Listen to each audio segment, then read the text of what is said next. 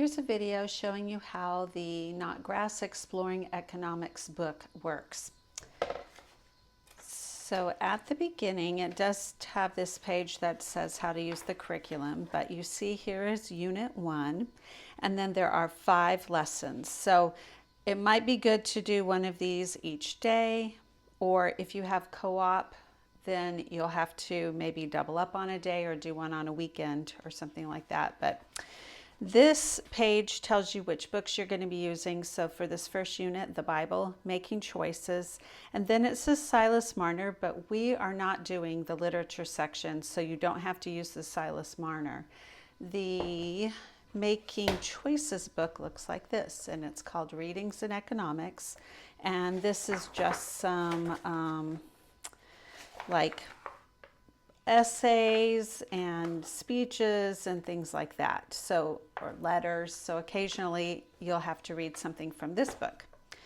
In the textbook also, it tells you project, choose one. So this is what you will be bringing to co-op each Friday, is you choose one of these projects to do.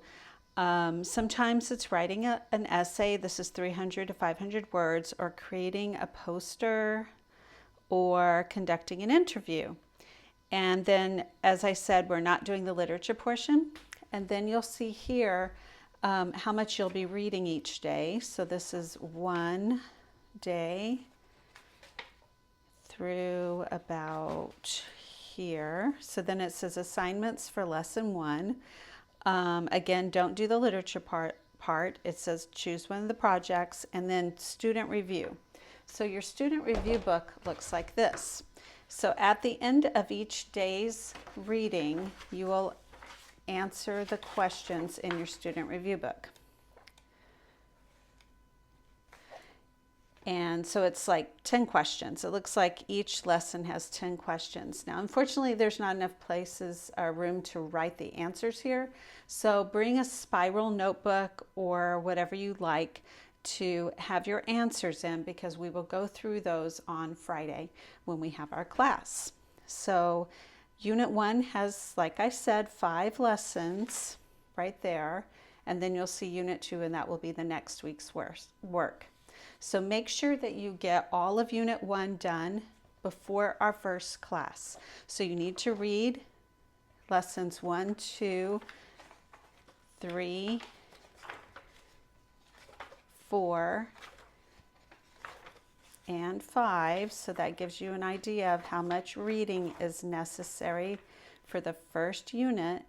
Answer the questions in your student review book, and bring this book to class with your answers.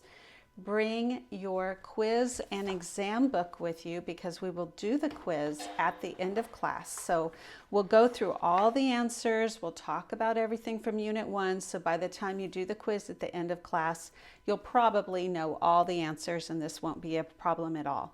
So bring this book to class. Bring your student review book to class. You don't necessarily have to bring your textbook since it's a heavy book, but you might want to. But definitely bring these two, and something to write with, and the answers, and your project. So if you did your project as an essay, bring that paper, or a poster. Sometimes it's memorizing something, so then you'll just say that for us in class.